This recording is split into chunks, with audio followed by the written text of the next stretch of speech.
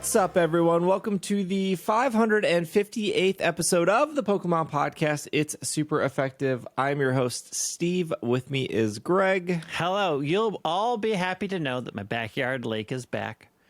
Yes, it's melting season, and it all flows because we are on a slight slant, so it all flows to right below my steps and creates a giant ice rink because it's often in shadow. So getting out of my house is deadly. Is exciting, but deadly. An obstacle course every morning. Yep. Hannah's also here. I am still in the same location for now, but I think I won't be next week. Hey, Went and did Hannah a huge IKEA trip. Yes. Went and did a huge IKEA trip yesterday, so I think that after I put all that together this week, I will have a new place and a new background and be on the move at least one more time. Nice, nice. We'll get Maddie on the move back. Don't worry. It'll happen. Okay, we got a show for you guys today. We have some anime news, some TCG news. There was a brand new Blissey event that came and went, but I think it's worth talking about. And then there were some awards that happened in Japan. And, as broken as Scarlet and Violet did, it won some awards. I think it won the correct awards, I think. I think so, too. So I guess we'll just start things off with the Pokemon anime, which is, this is off the Pokemon.com. Pokemon reveals Pokemon Horizons, the series, as the official title of the next anime series. And then they have a trailer. They also posted character-like screenshots. Also, they didn't change the names. The names are staying the same, which I think we all thought the names were going to change, but I'm into it. Yeah, sure. In Pokemon Horizons, the series, dual protagonist Liko, whose partner is Sprigatito, and Roy, which they don't say what his partner is, but I think it's Fuecoco, according to the trailer. Yeah, it looks like it, but maybe it's that thing where, like, it takes 8 episodes for Fuecoco to become said partner. Mm-hmm. Roy will encounter many characters during their journey, including a group led by Freddy and Captain Pikachu. That's what we're saying, Freddy, right? Is that what we're saying? I don't know how else to say it. I was pronouncing it Freed in my head, I think. Freed too? Freed. I guess that makes sense. There's not Freddy because the I is there. Yeah, The I should be after the D. And free is a word. Mm-hmm.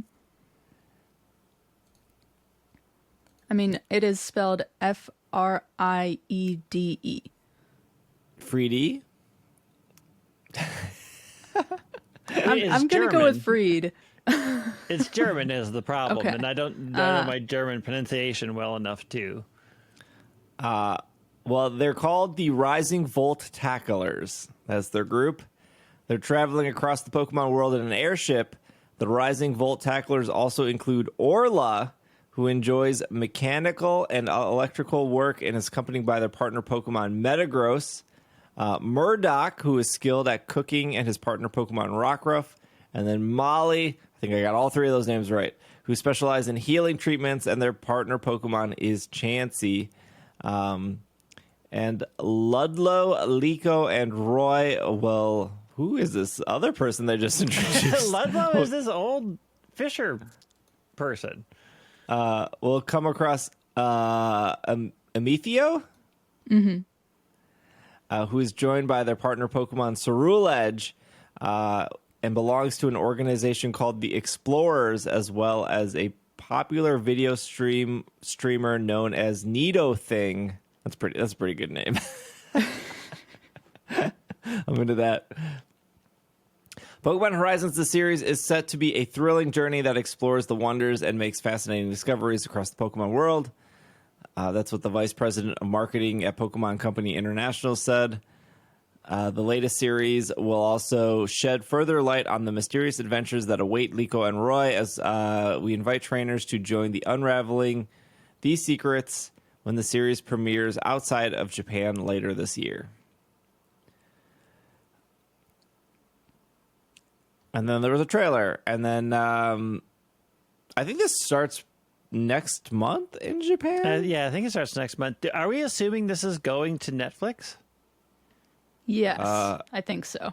I think we're assuming that, I don't think yes. it's been stated, but given that Netflix has the other Pokemon special stop motion animation coming up, it does seem like Netflix is keeping a hold of all the Pokemon stuff. They have that. Gosh, I watched it the other day. Watching it was put an asterisk there. You had it on the other day. The Arceus adventure thing. Oh yeah. Mm-hmm. Okay, so that should have been just the movie. They just broke it into three episodes. Pretty much. Yeah. Talk about boring. Yeah. Holy cow. Yeah, it's pretty dull. And I remember they wanted because they premiered it in London, and they were like this big premiere at Worlds, and a bunch of people were like, "Are you seeing the movie tonight?" Or like, "We're sitting together?" And I was like, "I didn't pay $1,400 to fly to London to sit in the hot sun with the sunset in my face watching a movie outside." No, that is going to be on Netflix in like 2 months. I'm so glad I did not. There were moments. I don't even remember what it was about. I remember Cynthia's like, "Hey, we have ruins." I remember. Is this the second time we see Brock's rocket ship, or is this the first time we saw Brock's rocket ship? I cannot remember. Oh, you mean his like rocket car thing? Yeah, his like. It's in here. Yeah, I think this is the first time where I went. Why does Brock? When did Brock become a doctor, and when did he get a rocket ship? What? Him becoming a doctor makes sense, though. You could miss like 300 episodes, and when he came back and he was like, "Oh, I'm a doctor now," I was like, "Oh, that makes sense." And then he was like, "Oh, my Happiny evolved into Blissey." I was like, "Oh, that's tight." I don't remember anything else. Oh, I have a rocket ship. What? Oh, Cynthia has a Rose Raid. Yeah, we know. We've played the games. I think Brock's rocket ship made the biggest impact out of that entire thing. I remember that part. I remember something about them dressing like olden times for reasons. Oh, yeah, that lasted like 5 minutes. I don't remember. I was like, "Hey, I remember there's this Legends Arceus game, and they dress like this." I don't know why I thought from like the trailer that there would they be were some going time travel shenanigans. Yeah. Right, or they were going to wear that outfit for, I don't know, maybe at least half the movie. They had that. I was like, "Oh, we're done with the outfit We're done already? We're done." Okay. And they didn't even catch new Pokemon. They fake caught the starters for just like, "Hey, go play this game." Hey, you Pokemon traders that have been literally catching Pokemon for 25 years now, let's have you go through a sequence where you do the thing that you have done for 25 years now. It's really hard to talk about the ending to the series that happened. I think we were all wrong in saying that they wouldn't get rid of Ash. Spoiler, I guess, if you don't want some story beats that have happened, even though they've been all over the internet, there was like really hard to avoid because everyone was talking about Ash leaving. So just minor spoilers if you want to wait another 6 months to then watch Ash leave. He left like 2 days ago. But I'm still shocked that they're like, "Okay, Ash is done." But after seeing screenshots and how open-ended they left that last episode, I don't think he's done at all anymore. Okay, that can't be done. Like, whether or not he's going to make appearances or they're going to do smaller shorts, like, they need to keep the IP. They need to keep the character in their control. They need to keep the copyright. And for 25 years, this has been the face of your anime. Like, it's like saying they haven't done a new Cinderella movie in the last 20 years, but Disney's done with Cinderella. No, they're not. They're not. They're never done. They're never going to be done. It will they will never end.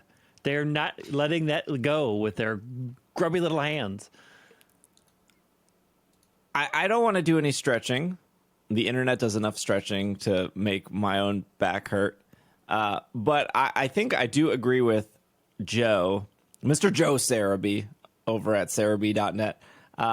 He's also, he did a tweet that was like, I don't know if I should secretly number the new episodes as a continuation of the current anime, because he also thinks that, like, what if this Liko and Roy thing is only a year or so and then we go back to Ash? They like left it so open. And again, I don't want to do too much stretching, but like Ash rejoining with Pidgeot, I feel like is also like us rejoining with Ash later.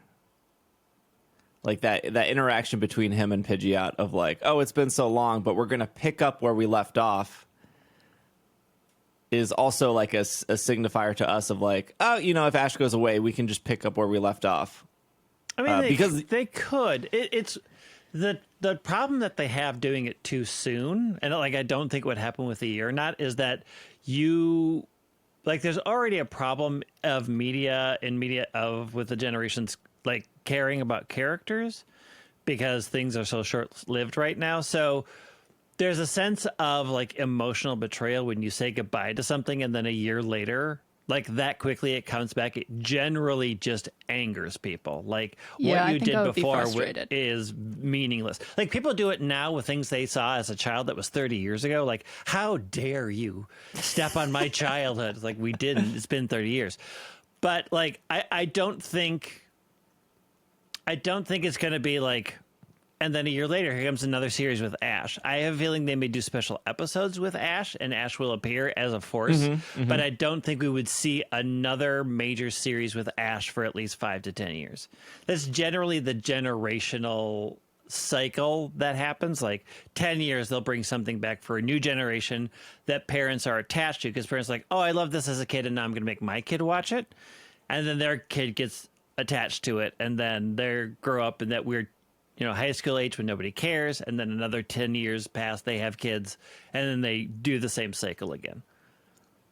It is starting to seem, I think that some people have picked up on words that make it seem like Liko and Roy are only going to be around for Paldea, and maybe not beyond that. So I'm not sure what comes after that. I am okay if they're only around for Paldea, but I kind of don't want Ash in there. I kind of want this to be a whole new story. I'm kind of excited for that. Well, Ash will be an adult, and then both will be his children from different people. And wait, who is Ash supposed to be dating? What did the internet want? Serena, right? No, not Serena. you have Serena fashion obsessed, and you have a literal legendary Pokemon in Bianca. The choice is obvious. Before we move on from this, I think I've said this before. It's just like, it's really hard to be, this is maybe no one's fault. It's really hard to be excited for a new anime and then to like be a bit bummed that Ash is leaving when we don't even have half the episodes. Yeah. Like it's so hard to avoid the last, like what, the 12 bonus episodes they did of like Ash's farewell tour. Yeah. Because they're just everywhere. They're all on the internet. Like sites are covering them, like IGN or Nintendo Soup, or like everyone's covering it, and rightfully so. It's a big deal, but it's also like it's not here. It. Yeah, I can't watch it. And then like when I do watch it in 5 months, like it will still be fine. Like I'm still excited to watch it. There's just like this weird disconnect. It's just frustrating with as many anime that are simulcast that generally take, you know, a few days to a week at most to come up with a good translation for subtitles, that they aren't doing it for this. Like, and we can't even say that Netflix does, because Netflix has multiple languages and multiple subtitles on multiple animes. Like Netflix has the capability of doing it. It's just it's frustrating and weird to me that for such a huge linchpin of the Pokemon franchise, they are still fine with a 6-month to a year delay to get English voice dubbing, despite the fact that all their social media is trying to hype up the happening as it's happening in Japan when you still can't watch it here. Yeah, it bothers me. What's the delay here of like Sarah Natacheni, the voice of Ash, feels like she'll record at any time. Yeah. And for like a huge ending to a series, if you're going to like line it, like put the effort in to like line this all up. Like if she's no longer going to be Ash, because there is no Ash for, and wink wink, there is no Ash. Why not put extra effort into being like, okay, let's try to wrap up this series so everyone gets it at the same time? Like, why as Americans, sorry to sound selfish, but also why is the rest of the world besides Japan having to wait when social media is like, Ash is leaving, here's big deal, you'll be able to experience it later this year. Yeah. Like, what? Yeah. I understood it when it started, right? Like, we just didn't have simulcast in the 90s. That just wasn't a thing, and it was hard to get anime, and there were a whole bunch of restrictions, and a lot of that is gone. I don't understand, especially how long sometimes they take between putting the series on Netflix, like when the old one ends and the new one comes. Like, there's months sometimes between those, where it's like, just I guarantee you the actors will record. I guarantee you the problem is not the actors. I mean, it may be that they don't have a localization team that does the scripts very fast, but like even that's strange. Like I can't come up with with my knowledge of how generally the industry works, a good reason at this point why there's a 6-month delay. Are the people who produce, because I don't think it's a voice actor thing, are the people who produce the show working on other shows? I mean, if you're a producer, you're not doing that much. You're having meetings.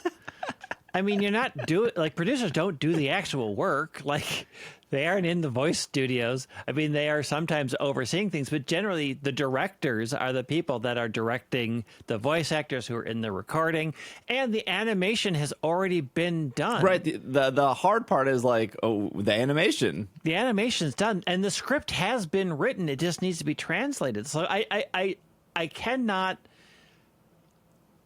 understand, with as many other series that are simulcast, and there's other series that do dubs a lot faster. Like, they can get those dubs done in a month. Like, why we have such a huge delay? I cannot fathom the decision that's gone into not trying to push it forward. Do we here know if all of the different language dubs come out at the same time? Is that what they're aiming for?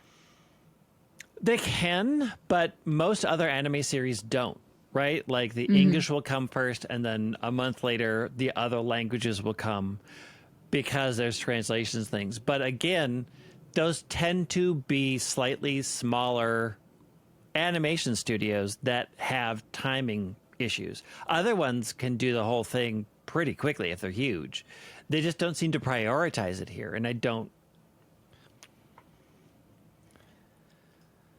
Well, speaking of things that come out later, the new Pokemon trading card game expansion for Scarlet and Violet, Paldea Evolved, is coming on June 9th. This was in Japan triple beat, which we've talked about before. The Paldea Evolved will also, this week is when the new TCG starts, by the way. So the silver borders instead of the yellow borders. You could get the cards already if you went to a what do they call those, pre-release? I can't remember what they call those. Yeah. You can get your build and battle box, get some packs. I'm sure there's somebody listening being like, I got 16 cases of cards right now. Yeah, like, people sell them early. The official release date is like end of the month. But yeah, I'm sure you could find them. Paldea Evolved will introduce more Pokemon EX, which sport high HP as well as powerful attacks and abilities, but they give up 2 prize cards when knocked out. Trainers will continue to see Terra Pokemon EX in the new expansion, including Slowking, Fortress, and Dedenne, displayed in full art illustrations to capture the unique crystal effects of the characters. Alternate art styles will be introduced for illustrations, rare, and special rare cards, allowing for trainers to collect unique cards that spotlight Pokemon's personality traits or evolutions. There will be 15 Pokemon EX, 3 Terra Pokemon EX, 36 illustration rare, 18 ultra rare Pokemon EX, and 8 ultra rare supporter cards, 15 special illustration rare and supporter cards, and then 9 hyper rare gold etch cards, which can include Pokemon EX, trainer, and energy. So we have rare, ultra rare, special illustration rare, and hyper rare. Yep. No rainbow rare, though. Rainbow rare is gone. Rainbow rare gone. Rainbow rare was always like either people loved them or hated them. I think for the most part, people like the gold rare. And people like illustration rare because they're like full art. The illustration rares are just amazing. I like the illustration rares. So these are different. These are always slightly different sets than what happened in Japan, right? Like they're weird combinations. Yeah, because Japan does they do like a maybe 70 to 90 card set about once a month, give or take. Maybe 5 weeks if they're, run behind on something. But yeah, Triple Beat merges a couple together. Also, Japan will do like, this is Scarlet set, this is Violet set. So then they slap those together and then... Got it. And this Paldea Evolved set, if I'm following it right, this will be the first set of Paldea Pokemon that will be in stores and stuff? No, this is the second set. Oh, okay. I thought the first one wasn't available in, like, Target. The first set is just Scarlet and Violet, and that will be available in Target, I think, on Thursday, technically. No, 31st, Friday. So... cards this weekend, first Paldea cards this weekend, and then second set June 9th. And then that would be July, August, September. Then we would get the next set end of September, early October. Every 3 months. So. And the art just keeps getting better. Yeah. That's the one thing I have to say about the cards. The art just keeps getting better. Very, very, very true. Good art. And somebody made a commander-like version of the Pokemon TCG card game called the Gym Leader Challenge, and I'm sort of into this. That sounds fun. Yeah, I haven't read a lot about it or how it works, but like I read enough to be like, oh, okay, it is basically based off of Magic Commander. Because you have to have monotype, like you are a gym leader of a monotype. And then, again, it has singleton rules, so you have to have a one copy of the card in there. I don't know how well it works, but I've seen people talking about it, and that excites me. Yeah, Paldea Evolved is on pre-order from Pokemon Center.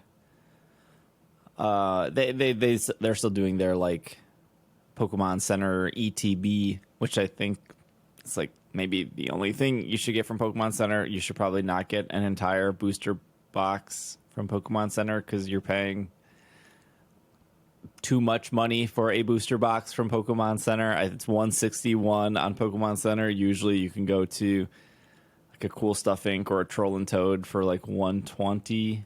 The reason it's cheaper there is because they order so many that they're still making a profit. Versus, well, like on Pokemon Center, you're literally just paying $4 a pack. It's just 4 times 32 or whatever. Like, they're not giving you any discount. The ETB is okay. There's also a Cyrus Premium Collection and a Clara Premium Collection on Pokemon Center, and those are like really cool, and they're pretty worth it. And I almost pulled the trigger on those, but then I'm like, oh, they have the yellow border, and we're switching to silver border. And maybe what if I just bought those cards separately? Just like, I think it comes with like 4 of each, but I'm like, I just need 1 for the collection. I'm not going to play these. All right. Let's take a break. And then when we come back, we got a bunch of Scarlet and Violet. I still want to say Sword and Shield. We got a bunch of Scarlet and Violet related news. So we will be right back. And we are back. So they, from a break. Thank you. And, I was going to get you. So much on that one. In Scarlet and Violet, they repeated Decidueye, although this is the first time they didn't put a week in between. It was Decidueye and then Decidueye, so I don't know if that's the new plan going forward. Who knows? The second week is never as popular as the first week. And randoms are real wild.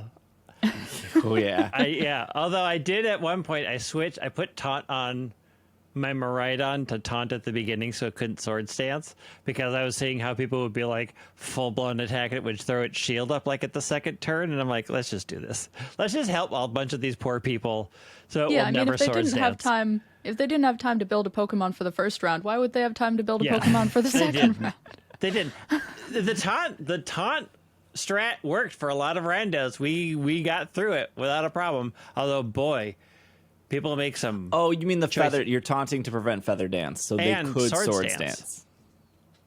Got it. Right. Yeah. Because feather dance doesn't matter if they're bringing Miraidon. Yeah. But the sword stance that happens like right after it puts up its shield stops that from happening. Yeah. I was like, so let's get it. Instead of. So every big raid event, they would do like 2 promoted Pokemon. For example, with Greninja, I think they promoted like Bronzong and maybe Gengar or something. I don't remember exactly what it was. But, in case, with Charizard, I think it was Mimikyu and Florges. Ideally, it was like... Mimikyu and Florges were one of them. I think it was for Charizard, because Charizard was Dragon. Yeah. So the concept there was, if you didn't have a Pokemon, you could do a raid for... If you didn't have a Pokemon to counter Charizard or whatever, you could do one of these promoted ones, like Florges, and it would be level 75, and you would get some candies, and ideally, hopefully, you would level it up to 100, and you have a pretty decent raid counter against Charizard. Like, Florges was actually not a bad pick for Charizard at all. Maybe Bronzong, not the best, but, for Greninja, you take it for what it's worth. And for Decidueye, they didn't do that at all, which on one thing you could be like, maybe no one was doing these. That's probably it. Yeah. But this weekend, or this past weekend, it's over now is when you're listening to it, they did Blissey and Terra Raids. So they had a repeat of Decidueye, but then they added a brand new raid event for Blissey. And then Blissey, you would get delightful rewards, their words, not mine, such as XP candies and various Terra shards. Lucky trainers might even encounter a Blissey that grants a load of additional Terra shards with different Terra types, in which you can use to change your Pokemon's Terra type at the Treasure Eatery in Medali for 50 shards. And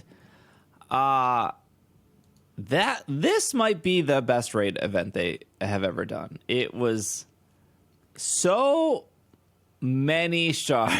Yeah, it was. The rewards were a lot, but the raid itself was kind of boring. Oh, yeah. Yeah, but you only do those kind of things for the rewards. Yeah. I mean, I spent a night doing them. What was it, Friday night I did it? I did like a bunch, and I was like, I'm good. This is fine. I've been too busy moving. I really wanted to do them, and I missed the entire thing. Yeah, they pumped out the shards, which... I guess the one thing they haven't pumped out is Herba Mystica. Yeah. But I don't see them doing that anytime soon. No, I don't either. Not until the DLC, when it's like, we had nothing else to bring you people back. It's weird in this game where you can almost... I will say almost very loosely. You can almost guarantee a shiny within 30 minutes of using proper Herba Mystica. And I know Greg's stance of make shinies easier. I totally get that. 100%. Just kill it. I'm not disagreeing with it. I think getting one shiny in 30 minutes, or maybe multiple, is pretty good. I think it's really great. And at least every time I've used an Herba Mystica, and I feel the suspense of like, oh, I'm on a 30-minute timer. And I don't like stuff like that. Like I hated, as much as I like Majora's Mask, I hated Majora's Mask because there was always like a clock running. What was that zombie game? It was like the very first zombie game on Xbox 360. Not Dead by Daylight. But that game had a timer too, and I absolutely hated it. Anyways, I feel like when I use an Herba Mystica and I'm on a timer and I'm like, oh man, this feels like forever, and then I pull it up and it's like, oh, it's only been 10 minutes. It hasn't actually been forever. It's only been 10 minutes. It's just been intense. Right. You've just been into it. Correct. And then I think about old shiny. Like I've shiny hunted in like Leaf Green, in Pokemon Crystal, Ultra Sun Moon, Omega Ruby Alpha Sapphire, X and Y, Black. Like I hunted in every Pokemon game out there. Like if you got a shiny in like 4 hours in Ultra Sun, Ultra Moon, that was considered like fast, lucky. Like you like, wow. Like if I did a stream and I streamed 6 hours and I got 2 shinies through SOS and Sun and Moon, my Twitch chat would be like, why are you so lucky? Yeah. Like how did you get 2 in 6 hours? And now we're at a point where it's like you're getting almost 1 every 30 minutes, which I think is fine, because the thing to get that is a little bit hard. I'm doing air quotes for the audio. A little bit harder to get. Like Herba Mystica is not that hard to get, and also I think getting Herba Mystica respects your time. Like you are doing a raid. You're not like powering on and off your console. You're not like walking in a circle. You're not like walking back and like you're doing something that involves like a little bit of thinking. So I would assume that most people play games because like, you know, they make you think in a little bit, right? Like a shooter, you gotta like, where's your movement? And a Mario game, get your jumping. A racing game, how are you gonna take that turn? You're doing a raid, and then like 5-star raids have a 10% chance to drop an Herba Mystica. 6-star raids have a 13% chance. There's a handful of raids that have a little bit higher, like Vaporeon or Farigiraf. Why am I blanking on what gives more? Dondozo. So I think the balance is there. It's just so weird that you have almost two sides. People complaining that shinies are too easy, but then also people complaining that Herba Mystica is hard to get. I don't think either is true. Yeah, it's when you put them together that it starts to make sense. It's just that this is the first time in a while where to get shinies, you're actively playing the game the whole time. Right. Yes, I think you're right. Like when you put them together, the time sync makes sense. For sure. I remember in like Let's Go Pikachu, Let's Go Eevee, where you were supposed to get to like a chain of 32, and then people would just stand there. And they would be like, then they would like complain that shiny hunting was just standing there. And then I would say, well, you could keep catching. And not only would that make the Pokemon easier to catch, because there was a threshold in Let's Go Pikachu, Let's Go Eevee, where if you caught like 100, it would permanently make them easier to catch. And I showed time and time again, if you caught a bunch, you would then get a bunch of candy, and then you could sell that candy. So you were like actively making money. And I thought the economy in that game was good because it rewards you for playing. If you kept doing an action, you got a reward, and then that reward got you money, and then you wouldn't have to like do other things to get the money. And then we learned 3 years later that if you just stood there, you actually weren't getting better odds. The better odds only happened when you kept catching. When you were actually playing the game. You were, yeah. They want you to actually play the game. So, like, in Let's Go Pikachu, Let's Go Eevee, they wanted you to actually keep playing to get the good shinies. And it's like the same thing here, where they want you to do raids to get Herba Mysticas, and then they're rewarding you with, like, I don't like using the word easy, but like I don't know how to like easier shinies. Like I don't know, quicker shinies. I don't know, like faster shinies. Like sure, you could be unlucky and use Herba Mystica and not get any, right? That's just RNG. But like on average, comparing this game to like Ultra Sun and Ultra Moon, you know, a shiny in 4 hours through SNS is considered fast. A shiny in 30 minutes to me, I think is considered fast. So I'm sure they will do an Herba Mystica event. I'm sure that's what I'm sure holding out that for. will happen. But I think they have a good balance of like, I don't know. I do think Greg has a good point of like, why are we artificially making these rarer? Because they're still fun to get, even on Community Day when they're 1 in 25. It is still fun to get, and I think the Pokemon Company did such a great thing, and I championed this all through Sword and Shield, because another thing you hear is, well, shinies just aren't rare or special anymore, or my shiny is devalued, which is such a weird argument to me because like they don't have value. Spoiler alert! They don't have value. Even in a sense, like let's say Greg and I were hunting in Pokemon Crystal together. You know, what horror alternate universe is this?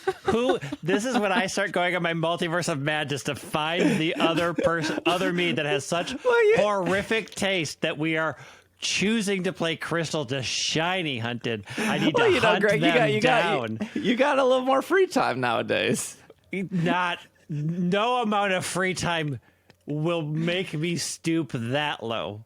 So okay, in the fantasy world that is Greg and I hunting in Pokemon Crystal, let's say we both wanted to go for an Ekans, and I don't know why Ekans, and I get my Ekans in 100 encounters, and Greg gets his Ekans in 16,000 encounters. Mine's worth more.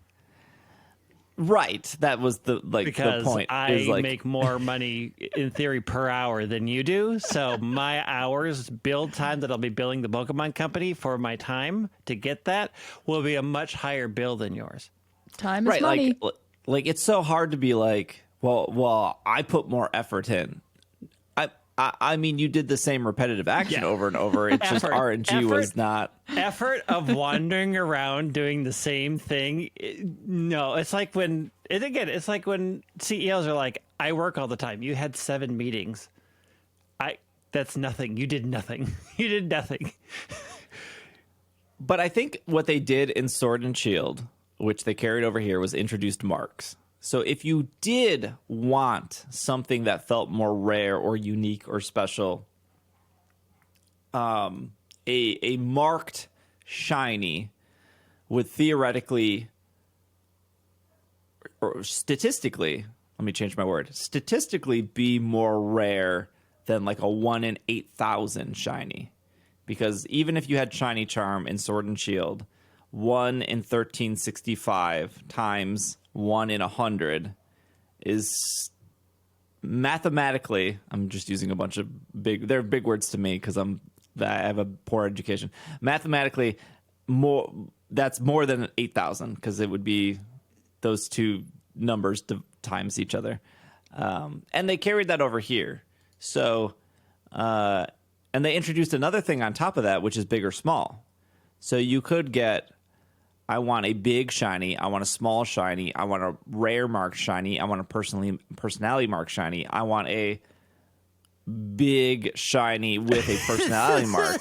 Like, yeah, this is all just more artificial rarity, but if you want something that's really, really, really artificially rare, you have the options to go for. Yeah, and no one's stopping you from doing it, and you can still have fun, and you can and if you want to flex, you know, again, in the Greg and I situation, I could be like, well, Greg and I, we both got Ekans in Crystal. What is more, there's no rareness between them besides one took longer than the other. Whereas I could be like, well, I spent a week getting Go-Goats, and I finally got a big, shiny Go-Goat. And you can be proud of that, and that's totally... I mean, you can be proud of your regular Go-Goat, right? Yeah. Like, it might be your first shiny. But for those people who want something more rare, and they're maybe complaining that the rarity is gone or shinies are too easy. There are harder shinies to get. Like a big shiny is harder to get than a non-big shiny. I mean, I honestly think that a lot of these people are struggling with the concept of you value something that doesn't have value and you want other people to value it as much as you do, and people don't. The company doesn't. Like, I think they are definitely struggling with this idea that community days exist and it's easier, and they're struggling to make sense of, I spent so much time doing this, and they can't comprehend that it's fine for only them to care about it. And I think that is, there was a culture of, because, you know, that you were a lot younger when it was a lot harder. It was like, oh, you got this thing and it's so rare and that's so exciting. And then as you get older and you realize how valuable time is, it's harder to look at people who had to spend less time getting the same result and understanding that both are equal. You just can't comprehend that you have a different value system, and it's no longer good enough for you to be proud of what you did. You now have to, you're feeling like all of these other people have to be proud of what I did for this to be worth the time that I spent on it. And it's like, find the happiness in yourself. Like, you would be so wildly excited if you walked into a new area and the first thing you found was a shiny.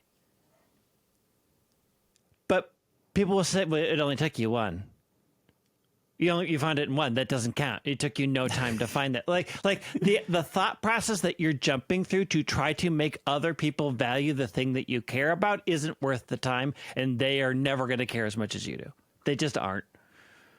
You know what's funny is I was doing Twitch Rivals this past week, and for those that missed it, it was Twitch picked 64 different streamers. You know, there was pretty well-known streamers that participated, like Shady Penguin was in it, Shofu was in it, right?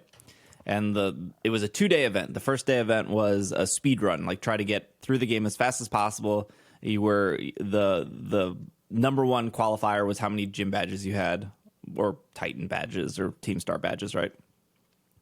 And then if there was, you know, if Hannah and I both had 8 gym badges, the second qualifier would be like, how many unique Pokemon did you catch in between? And you had 4 hours to do that. And then day 2 was battle. It was, you know, build a team and then try to battle. And you had to use fresh save files. You couldn't trade. You couldn't go online. And I had like three takeaways from this. Number one is when I walked out of the like tutorial zone and I'm like trying to like get my Flamigo, because like Flamigo is like one of the best Pokemon to speedrun it with. I ran into a shiny Lechonk. So like full odds, no sandwich, like, and I was both like over the moon excited because there's this pink Lechonk here, but also like my speed run. Yep. No, this is gonna take me time. And I had like a level like 6 Sprigatito, and it's a level 18 shiny Lechonk, and I have like 4 Pokeballs, and I didn't save because I'm like running as fast as possible to Flamigo. My only mission was to get to Flamigo and avoid everything else. And I ended up catching Lechonk. It almost knocked me out. I almost failed it, which would have probably been worse, right? Because like not only would I lose the shiny Lechonk, I would lose a bunch of time because it would push me back to a Pokemon Center. So that was like, again, like I didn't do anything fancy for shiny Lechonk. It was. I'm sure there's tons of players that they open up Scarlet and Violet or any Pokemon game, and the first Pokemon they see is shiny. It's an amazing feeling. Yeah. It feels. So it's like on Community Day, the first Fennekin you tap on is shiny. It feels amazing, right? It's like, wow, the first one I tapped on is shiny. Anyways, shiny Lechonk caught. She's an all-star. Yep. The second takeaway is that I feel like sometimes we get so caught up in a new game and we go through it as fast as possible because it's new and it's exciting. Playing through Scarlet and Violet fresh and trying to go through it as fast as possible when other people are trying to go through it as fast as possible, that game is big. Yeah. Like there is in 4 hours, I ended up getting 7 gym badges, 1 team star, all 5 Titans. And I did that with just a Flamigo, and I watched speedrun videos before I did it. But I was like, you are skipping so much of that game. That is not catching any other Pokemon. That is not picking up any items you don't need to off the ground. That is skipping through all of the dialogue as fast as you can. These games are huge, and I guess I didn't really like fully appreciate that because you play it every day and you're like, I'm in this area, I'm going over here. Obviously more towns are some towns are more important than other towns, but I don't know. I guess I walked away with like, these games are really ambitious, and it is unfortunate that they're broken, and it does kind of suck that like you fall through the floor or your game crashes, but like, these are really they are really ambitious. I don't think anybody denies that they are ambitious. I think the question is were they too ambitious? Yeah. For what they budgeted and planned for. And I think the answer I think we have to say that they were too ambitious for what they actually could produce. It is a very, very buggy game. And the question is what is the remedy to that? And I don't know, because I don't think time is the remedy to that. No, I mean, I think, I was thinking about that more as I was playing, and the third takeaway I had is I think I ended up winning like $500 for the 2 days. Like I went like 6-1 in the competitive battle thing, which I'm like really proud of. Like there was 4 divisions. I did well enough that they put me in Division 1 with all like the pro players. I beat 1 pro player. I got eliminated by the second. It was just single round elimination. So like I'm really proud of that. But in order to get to 6-1, I spent 12 hours straight after a 4-hour speed run trying to build a team from scratch with no Terra shards, no experience candy, no way to like trade or help, like thinking, do I beat the Elite Four and try to get through Area 0 for a small chance to find a 6-star raid to get a small chance of dropping a hidden ability capsule, because so many Pokemon's good abilities are hidden abilities which don't exist in the wild. And I was mentally exhausted from doing all of that. But I also like doing all of that and being like, okay, well, I never want to do this again.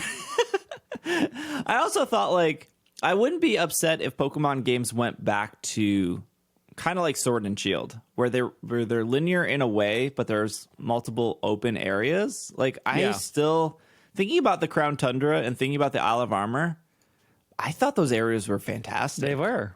And I don't think I really needed to like walk from the Crown Tundra to the Isle of Armor to feel like a connect. Like it's cool when it's cool that you can walk everywhere in Scarlet and Violet, but also like you could just fly.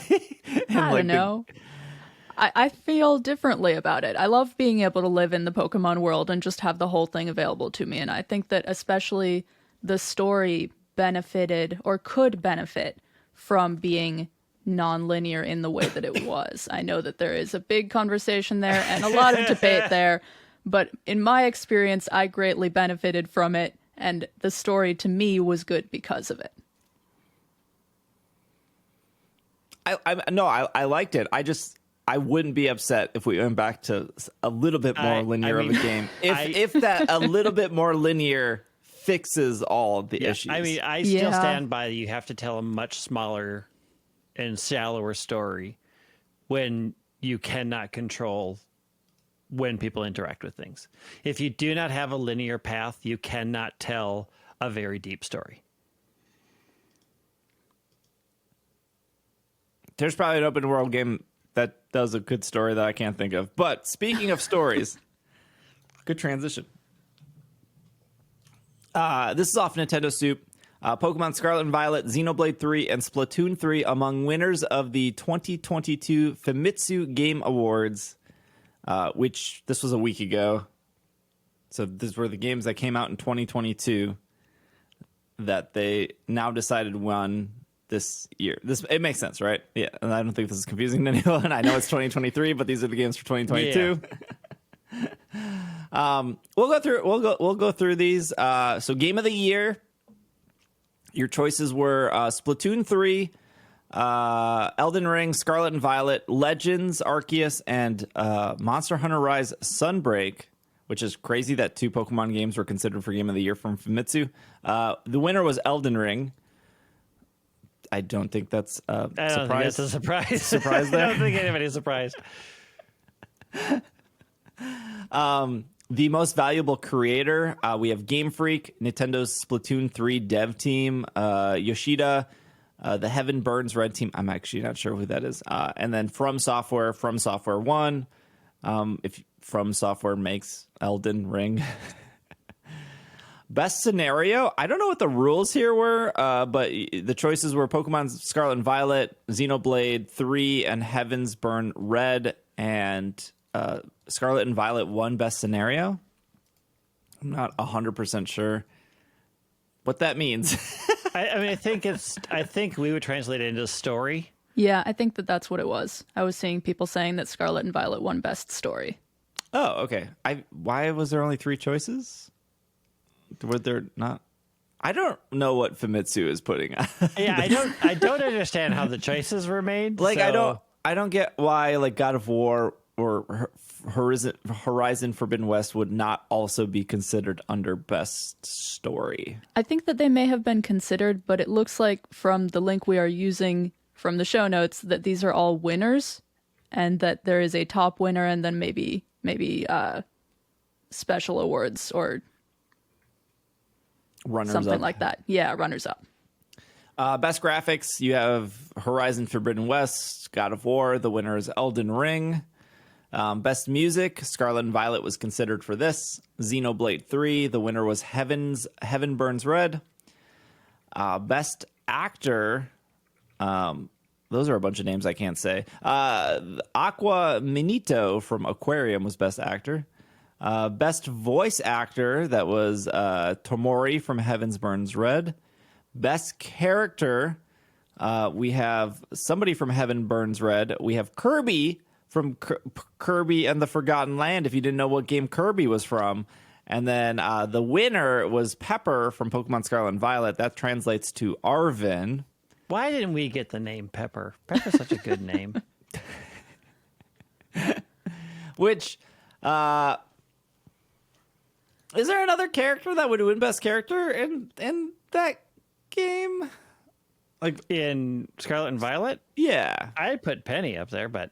Yeah, Penny had a pretty good storyline. Yeah. But Arven's hit different. Arven's storyline is what we call Oscar bait movies. It was the same, like, sad and, like, actors go for these things that will make people cry so that they can bag an Oscar. Yeah, so Arven's storyline is the reason that I really enjoyed the open world and being able to choose the order you went in.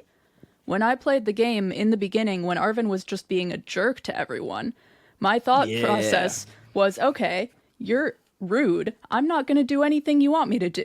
I am going to go through all of the other things this game is asking me to do and not do the Titans because you're rude.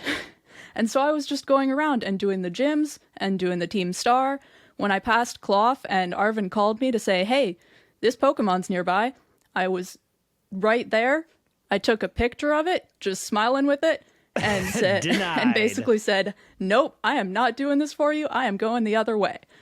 And so I kept playing this way, and that was the way I was playing the game. And this is why I loved having this open world option, because Arven was rude, I was ignoring him, and then I came across someone in the library who was saying that Arven had had a really hard year. And that got me interested in his character. And that got me to start doing the Titans. And that got me to learn more about Arven's story. And so that was maybe the best part of Scarlet and Violet for me, was that I had the option to say, no, I'm not going to do this storyline. You're rude. And then I discovered that, which I guess was everybody's experience to a certain extent, but I kind of took it a step farther because I really didn't like Arvin in the beginning.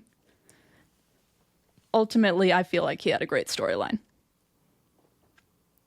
Yeah, I think the second time through Scarlet and Violet, for me, I appreciate Nimona a lot more. She is exactly who she says she is. Nimona's great. I know people are. I know again the consensus is like, why does the rival pick the thing weak to me? But like she states her reason why she does that. She wants to make it as hard as possible for her because she's already a champion. Like she's literally like us playing at 10 years old and now being an adult, thinking like, how can I make a challenge for myself? And she does that in this game. And it's like, it's more obvious the second time through that she's trying to like make things difficult for herself using you as that tool, but also still trying to have fun. Yeah. Which is like, I feel like the definition of a Nuzlocke. Like you're trying to make things hard for you, but you still want to have fun doing it. Yeah, she's definitely a Nuzlocker. I really like her. She's great. Best online game, Genshin Impact Splatoon 3. Winner was Final Fantasy 14. Best action game, Kirby and the Forgotten Land. Monster Hunter Rise Sunbreak. Winner was Splatoon 3.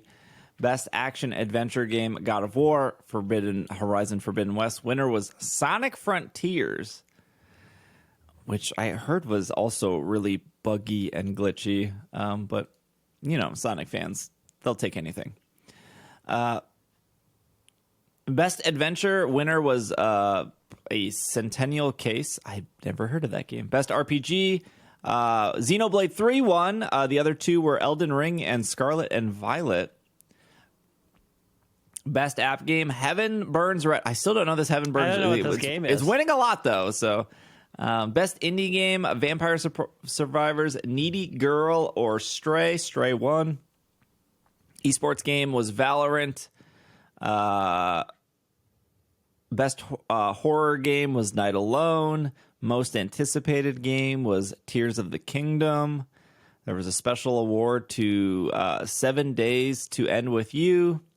And there was a magical lovely award to Persona 5 Royale.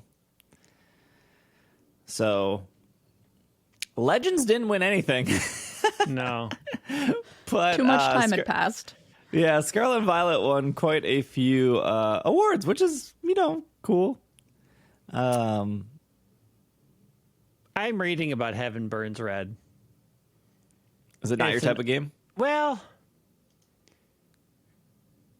Heaven's Burns Red is a turn-based role-playing game, which is my thing, in which a player can assemble a team of 6 out of 48 available girls and fight against an extraterrestrial beings known as Cancer.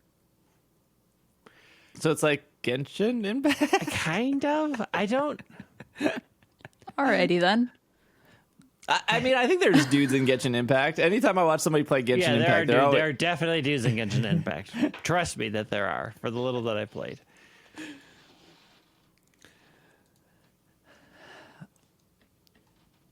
No surprises with like Elden Ring winning Game of the Year last year, though. No, I mean, I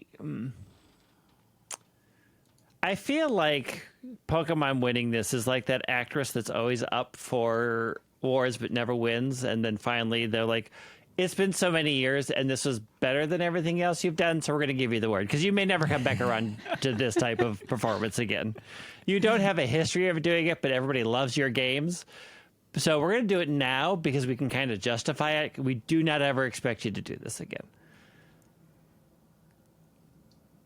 I mean, I do expect them to do this again. Yeah, I sure hope so. I'm just saying that I would be okay if they, maybe scaled it back a little bit. And we're a little bit less ambitious so that things work a little bit better.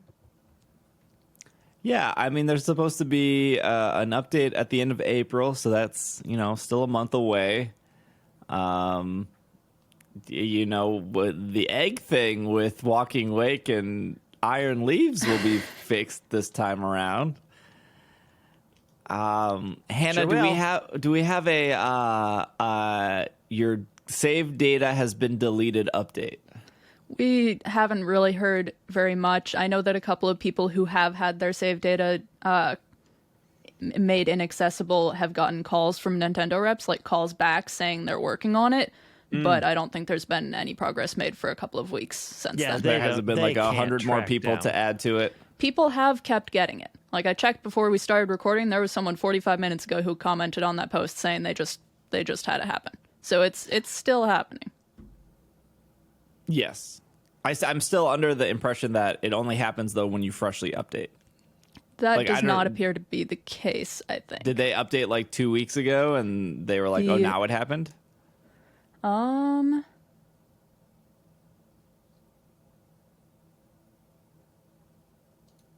Possibly. The most recent person is saying that this was the first time they had properly closed the game since starting it about a month ago. Got it. So this may have been the first time they had saved and closed since updating. Yeah. Because that's when it seems to happen, is when you save and close the game, and then you try to open it up again, and you can't. Correct. Which would make sense. So, like, I think I think the internet's theory, I shouldn't say our theory, I think everyone speculated this, is if you have saved and closed your game and opened it back up, you sound fine. I don't know if that's 100%, but it's definitely higher percent. Yeah. I mean, I post things on Instagram and people are like, I'm not playing the game because I don't want to lose my data. And it's like... It's been long enough at this point that I can't worry about it to that extent anymore. I want to play this game. Yeah. Like you would have to have had your game running and not play anything else. Like if you have closed out the game and switched to another game, I guess maybe like... not opening the game isn't going to like solve the problem, because if the game has saved improperly, that damage is already done when you've closed the game. That's why it's not going to reopen, because there's a corruption there that like somehow the update didn't get installed, or somehow when you save, like it's the whole like don't turn the game off when saving, like we are saving right now, please don't power the game off. Like something along that lines has happened. So it's almost like you have no money in your bank account, but you're just not going to open your bank account to look. But like, it does seem to be kind of that way, and unless the fix that they hopefully eventually will find does reverse it for the players that have already had it happen, then if you're someone who was going to have it happen anyways and you're just not saving and turning off your game because of it, then you're probably not going to get it back either way. Right. But maybe you can keep your game on until Pokemon Bank comes out. Never shut it off. You have to turn your game off to leave to that app. Yeah, I don't know. There's no good solution. I think it's mostly safe to keep playing the game. I am still pretty skeptical of the Go connection. But again, like 100 people out of 23 million is so astronomically tiny. It is tiny. Yeah. It is tiny. Like there are probably more people who have lost their like Fallout 4 data or their Elder Scrolls data than any of these Pokemon fans. You ever play a Bethesda game? The fact that those things turn on is a miracle. Have I played a Bethesda game? Have you? I feel like I don't know that I have. I feel think like I you have. would like I feel like you would like an Elden or not a Elder Scrolls or something. Oh, I have. I did try to play like Morrowind, one of the Skyrims, and I did not. One of my little brothers gave me Skyrim for my birthday once on an old computer where I opened it up and it froze my entire computer and I could never open the game again. So solid. That was never an option for me. Solid. Well, I will tell you, after Community Day, Yeah, because I think Greg and Will left. Oh yeah, because there were some golden lures. Yeah, and we went and got them. And then I'm like, so I'm tired. I've been up since when 10, you moving both well. left, more golden lures went up. So the people at Mall America are still playing Scarlet and Violet because they're popping lures. And Community Day is the best time to do that. And we were wrong. I was wrong. Sorry. You can only hold one golden lure at a time. The YouTube comments verified that for us, so thank you, YouTube. Hey, if you're watching on YouTube, comment your favorite golden lure. What? Like the How are they supposed to do that? Your My favorite golden lure? lure Just your favorite is lure. In the Go. gold one. If you're watching on YouTube, comment, like, subscribe.